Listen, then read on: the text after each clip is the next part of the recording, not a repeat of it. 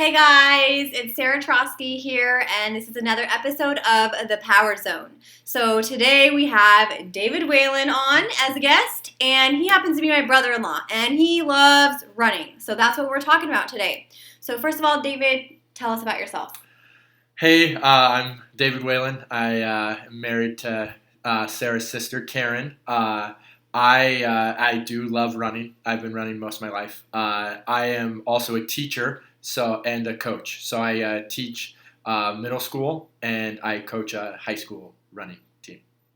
Okay, awesome. Yeah. So tell us how long you've been running and why you love running so much. So I played a bunch of sports when I was growing up. Football, basketball, baseball, all of those, and got into middle school. And middle school, they don't let you play football when you're in 7th grade. So my dad encouraged me to go out and run cross country when I was in 7th grade. I loved it. Kind of continued to run track from there, but also played some football. And then going into my junior year of high school, I was not growing or getting any bigger to continue to play football, so I decided to make the switch over to cross country. It was a better fit for my body. And I love running just because it's like a time to kind of get away and it's almost relaxing, and I get to kind of like meditate when I'm out there. So awesome. Okay. So how many races have you done, would you say? So if we're talking like from 7th grade, like with school races, I mean, I've done hundreds of races. Road races when after high school and college, I've probably done like 50 road races. Okay, so, yeah. Wow. And so one of your most recent experiences I want to talk about is doing the Boston Marathon earlier in this year. The whole family went out in April and supported you and watched you. And so kind of tell us about that experience, what that was like. So training for the Boston Marathon was amazing. I love doing a spring marathon because you get to train through the winter, and it kind of makes me run, which is awesome to have like a reason to run during the winter when it's snowy or rainy. So we flew out to Boston. So Boston is on a Monday. Generally, marathons will be on Sunday. So we flew out on Saturday. And we brought my young child. He was just 2 years old, and so that was an interesting experience. 2 nights before a big race, you kind of want to have a great night of sleep, and my son decided to keep me and my wife up the whole night and sleep in our bed. So that was not the best start to the trip. But then leading up to the day. There's some awesome food in Boston, so that was a great experience. We got to do some sightseeing. The morning of the Boston race, it was completely torrential downpours. Right. And so we had some ponchos on, but we might as well have had nothing on. Like me and my 2 friends were running it, and we got completely soaked. And then you get on a bus, and so the start of the race was 10:02 for us, and we got on a bus at 6 in the morning. Because it's a one-way race, so point to point. And so we got up to where the race starts, and started getting a little bit dried out, getting ready for the race. And then the race, while the race was going, it started getting a little bit hotter and more humid. The Boston course is like awesome. I think everyone should strive to run that race one time. But I remember I was telling you after the race that it was a really hard course, and I don't feel like I'd ever want to do it again. I know, and that surprised me. So why wouldn't you want to do it again? It was, I think that if I could go back and just say, hey, I'm going to go do this race as like a family trip and enjoy it, like that would be one way to do it. I find that it would be really hard to go there, and I found it was hard for me to go there and try to set my PR with having the family there and only flying in 48 hours before. We also caught a Red Sox game the day before the race, which probably wasn't the smartest thing to do before wanting to run really fast. Okay. So tell us, you did not PR in the Boston Marathon. No. Okay. So what is your PR? So I ran 2:54. You ran 2:54? Before, and then at Boston I ran 2:56. Okay. So you were 2 minutes off. Yes. Essentially. So I went out. I went out at 82 minutes for the half, which was the right pace to go out, and I was feeling really good. And then I obviously came in a lot slower than that. Okay. So when, I've obviously never ran a marathon or even a half a marathon. I've done like a 5K at most. So when does the pain start to come in for you? So previous marathons that I've run, it hit me around 2 hours or 20 miles, like right in that range. For the Boston Marathon, it was really interesting because it was less of a pain and more like I just started feeling dehydrated. Okay. There's a lot of ups and downs, and I think so. A lot of people leading up to Boston will be like, "Oh, Heartbreak Hill is really tough," but I think what I thought was harder was the start of the race is all downhill, and then it's kind of rolling from there. And I thought that kind of taxed my quads to begin the race. Sure, got it. Okay, interesting. So then, how many you had those carb gel snacks or whatever? How many of those did you pack to get prepared? So the goal was to only use 3 of them, but I brought 4 because if the race was going poorly, I was going to want to have another one. And so I used all 4, and the goal was to have some liquid every 5K, and then I ended up starting to have liquid every single aid station just because I was definitely getting dehydrated during the race. Yeah, you kind of have to listen to your body at that point. Absolutely. There's I noticed a lot of people while I was running, they were starting to walk and slow down, and I was like, all right, I have to finish this race. I've flown all the way out here. I have a bunch of family and friends in the area. Right. I definitely want to finish the race. Yeah. Well, it was amazing to be a part of and do that trip with you guys. So since then, you've done a few other races like Ragnar and some relays, right? Yeah. So how did those go? So I did Ragnar, which is a 200-mile relay race with friends, and that was amazing. I always anyone that likes running, I suggest getting into one of those relays because there's something special about running 3 times in a 24-hour period, and it's just a ton of fun. I also did a trail race, so it was 14.5 miles at Cougar Mountain a couple weeks ago, and it was my first trail race ever, and I just enjoyed it a ton. It's definitely a totally different experience than a road race. Interesting. So what's next now? So my wife is pregnant, and so we have a second kid coming on the way in November. And so before I knew my wife was pregnant, I signed up for the Chicago Marathon. And I've decided that I'm not going to run the Chicago Marathon because that was October, right? That's in October. So it would be a time where just in case I don't want to be away from my wife, in case the baby was born, and that would you would never live it down. Yeah. So I mean, she already will get grumpy sometimes with me going on longer runs just to start with. So missing the birth of our second kid would probably be a bad thing to do. So right now I'm just I'm running a bunch of miles and just probably going to sign up for a race in the spring. Okay, so spring. So not until next year then. Yeah, probably won't do a marathon until next year. So then how do you, this kind of brought me to my next question is, how do you prioritize, getting your runs in? So, you had mentioned, Karen kind of gets angry when you go on longer runs, but, you kind of have to do what you need to do to keep up with your training. So how do you prioritize that? Does it just depend on your schedule or? So I've found that if I need to get up early or I need to do the run while my son's napping because I don't want to miss that family time. There's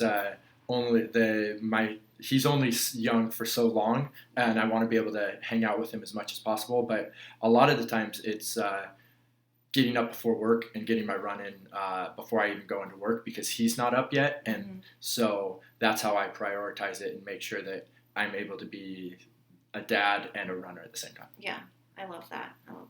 Okay. So next is kind of talking about, just your overall mindset when it comes to running. Are there times where you have to overcome challenges or feel like you really don't feel like going on a run, but you just do it anyways? So there's plenty of times where I feel like not going on a run. Leading up to Boston, I was hitting 70 miles a week for a few weeks, and there's plenty of times where like you don't want to go on that run. But I can't remember who the professional athlete runner is, but she was like, I would always tell myself the 10-minute rule. Go out, run for 10 minutes. If you still feel like crap, you can turn around and end your run. And the key with that is generally speaking, once you're out there and you start warming up, then you're going to feel better. And it's not like you're not going to keep going just because you think it's the right thing. It's like your body actually feels good and you enjoy running. So you're going to keep running. So that's what I'll do. The harder part is when like there's injuries that you're dealing with, and not being able to run, I think, is harder than being able to run. Okay, so going back to the injuries, because there was a race that we went to, I think, or didn't go to. It was before. Yeah. And you only got like through maybe mile 3 or somewhere around that, and then you were mad. Yeah, so you're close. So I signed up for CIM, and that was in Sacramento. And that's the one. That was when you were trying to qualify still for Boston. Yes. So I was still trying to qualify for Boston, and I felt like I was in great shape, and I was running great workouts.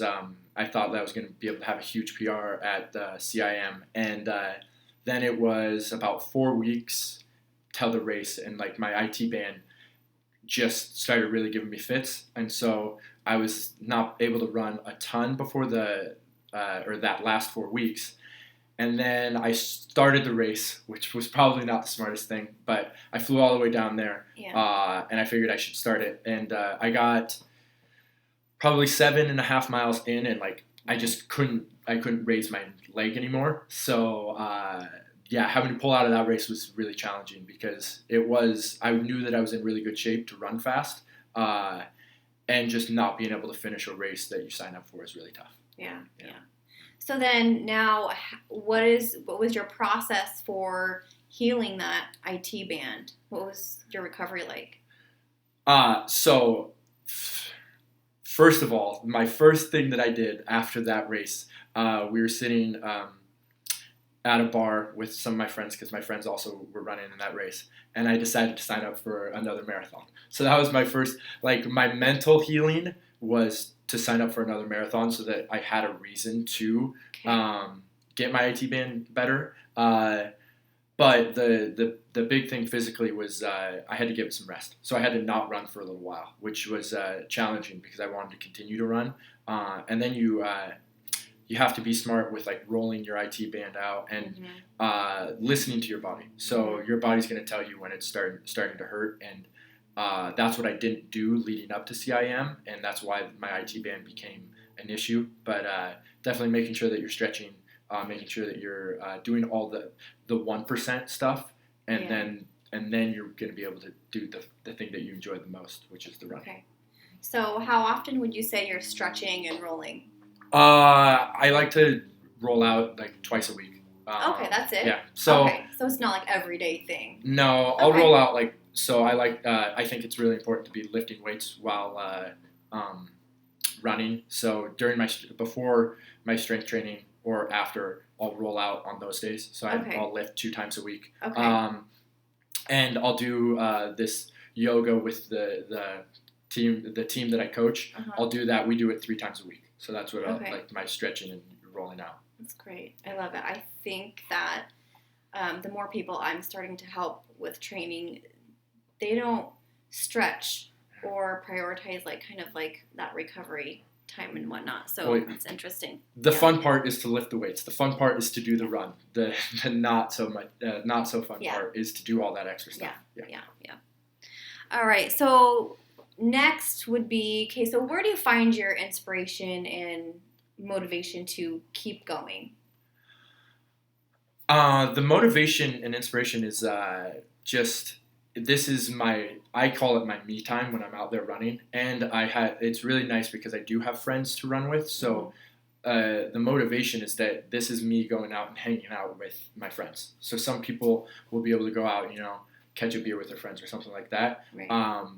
I really like this because I get to kill two birds with one stone, as they say, and I get to run with my friends, hang out with them, and I get to run and I get to hang out with my friends.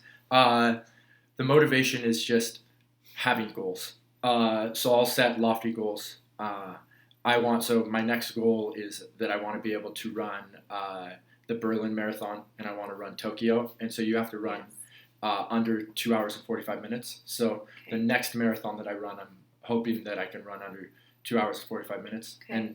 And the reason I want to have that goal is because that's what gets me out the door. Yeah. And you have a friend that is doing Tokyo in the spring. So he did. So is that qualify. the one you're not gonna have time to qualify for that? No. This next year in 2020. Mm-hmm.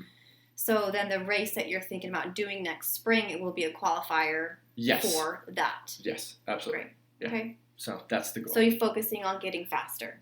Well, yes and no. So not just getting faster, focusing on being able to run more mileage as well and staying healthy with running more mileage. Okay. So both those go hand in hand, but it's not just running harder workouts or anything like that. Okay. It's being consistent. Volume. It's consistency. Okay. The consistency of training. So what's your volume like right now? How many miles in a week are you running? I'm sitting around 40 miles a week right now. Okay. And then when you're training for a marathon, is it probably close to 100? No, I don't think. I mean, I could get to 100 miles, but I think with time with the kid, I think I'll probably sit around 70-mile weeks.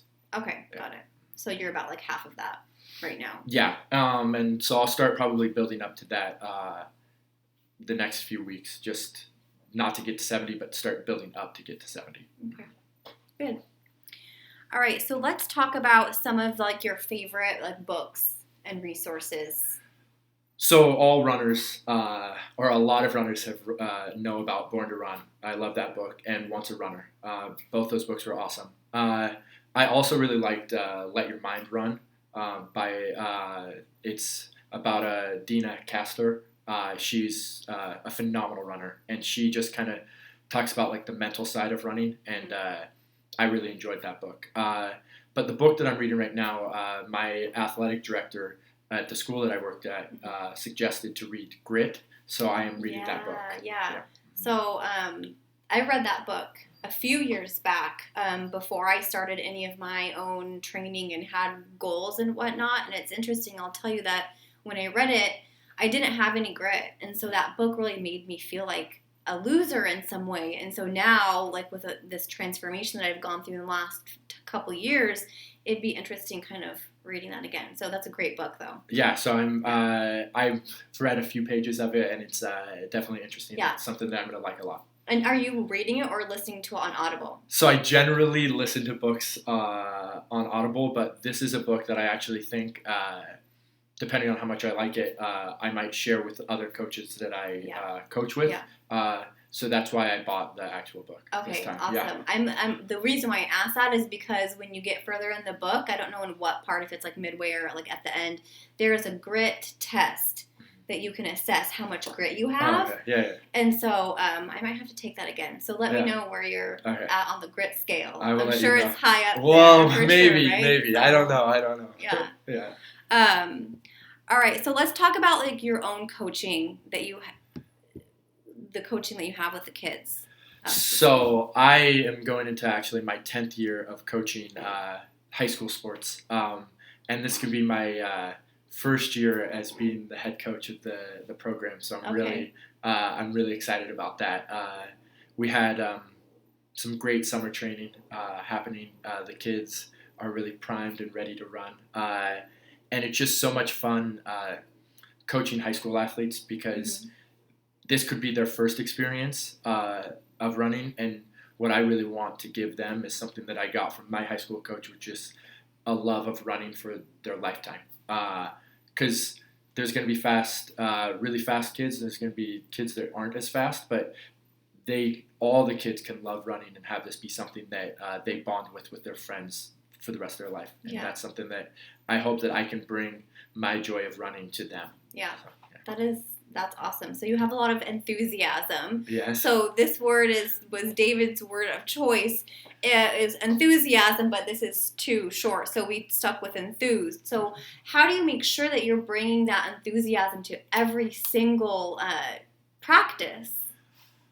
It's really easy because the kids that I'm working with are just amazing kids. I'm lucky to be able to work with them, but it's one of those things where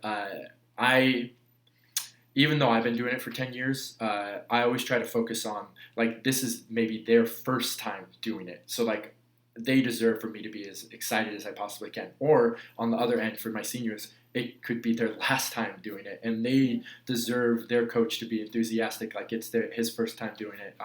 And so I think I am enthusiastic with the kids because that's what they deserve. Yeah, and you're really leaving a mark on them, and they're going to remember you for the rest of their life. Really. Hopefully. Like how you've been able to, remember the stuff you got from your coach. Yeah. Being so young. So, I mean, is there ever times that you do have to, like, lift up a kid, like they're feeling down or like they're, having a lot of self-doubt or whatnot? What do you do? All the time. So running's a really hard sport with, like, keeping motivation because if you feel like you want to get better every single workout and you want every run to be faster, and that's just not how running is. It's really a roller coaster where you get faster a little bit and then maybe you plateau or you get a little bit slower and then you just keep working with the goal to be running your fastest at the end of the year. And the hard thing about cross country is that we don't run the same course very often. Right. So it's hard to know for sure that you're getting faster because all courses are a little different. So all the 5K times are going to be a little different. Right. Yeah. Okay. Interesting. Okay. So my last question for you, David, is what advice would you give to somebody who wants to start running at all in general? So I think the best advice is don't do too much too soon. So running is one of those things where you will start getting that runner's high and you'll feel really good about it. And I truly believe everyone can run. But what happens is that they go from no running at all and then they run a ton of miles and they end up getting hurt. So I would start, maybe like every other day, like smaller mileage, and then kind of adding 10% or 5 miles every week to your total mileage. And don't worry about the pace that you're running. So if you are just supposed to be out there running, enjoying it, like don't worry what the clock says. Just enjoy the mileage and enjoy the running. Okay. Awesome. That's great advice. Well, thank you so much, David, for sharing with us your story and all of your wisdom about running. Yeah. And thanks, you guys, so much for listening, and hope that you got some motivation and inspiration out of this, and talk to you next time. Bye.